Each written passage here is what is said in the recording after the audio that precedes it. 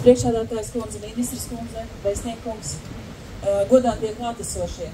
Vairāk kā pirms 10 gadiem Latvijas Memoriālo muzeja apvienība uzsāka ilgstošu sadarbību ar Lugano arhīvu, kurā tika godināta Raiņa un Aspazijas piemiņa un viņu uzturēšanās laiks Kastaņjolā. Un šodien šī sadarbība pāraug jau jaunā līmenī, jo tieši šobrīd Lugano tiek atklāta Raiņa un Aspazijas iela, un to dara mūsu kultūras ministra Agnes Lāce.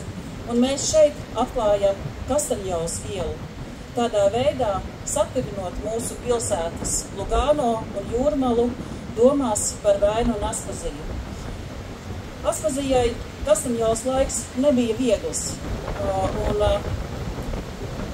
savukārt Rainim tas bija ļoti nozīmīgs un radošs periods, kurā tapa nozīmīgākie filozofiskie darbi. Un Jūrmala ir tā pilsēta, kuras mīlestība un pret kuru mīlestībā vienojas gan Rainis, gan Aspazija. Līdz ar to mums ir lieliski iespēja iet pa Aspazijas ielu un turpināt ceļu par Kastaņjolas ielu un sajust šo vienotību. Paldies jums! Atkal tevi redzēt skaistā Kastaņjola. Pēc gariem gadiem skatīties tavās zilās debesīs, tavos zaļos ezeros un tukšās citrusēs, dzīvot saulē un atzimt. Un aizmirst, ka ir zeme un dzīve bez saules. Nu redzēt šīm acīm, tad viņām acīm pieminēt, atminēt, atcerēties, nu dalīties jau maz savām atmiņām ar tiem, kas mīl sapņot un sapņotājus.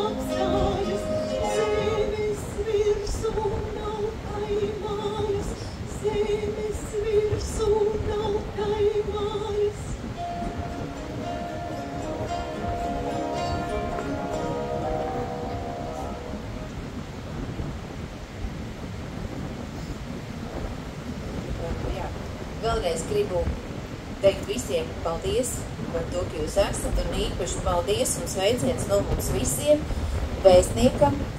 Šodien ir dzimšanas diena, tāpēc daudz laimes, un lai pavasars vienmēr ir saulains, skaists, iedošs, nezinu, ko lai novēla veselību, prieku un izturību. Paldies! Lai Urravas dzimšanas dienā un šai vētras laikā es atkal esmu gatava atsekt atmiņu plīvuru un uz Lugano Kastaņjolā Šveicē pavadīto laiku noskatīties ar gaismu. Un aicinu jūs visus šai vētras laikā, kas dos mums spēku, enerģiju un dod sajust varas, dabas varenumu, sekot mūsu gariem, lai atklātu Kastaņjolas ielu šeit, Jūrmalā, kas mums abiem ar Raini mūsu dvēselēm vienmēr ir bijusi ļoti svarīga. Sekojiet mums, mūsu gariem, lai atklātu ielu.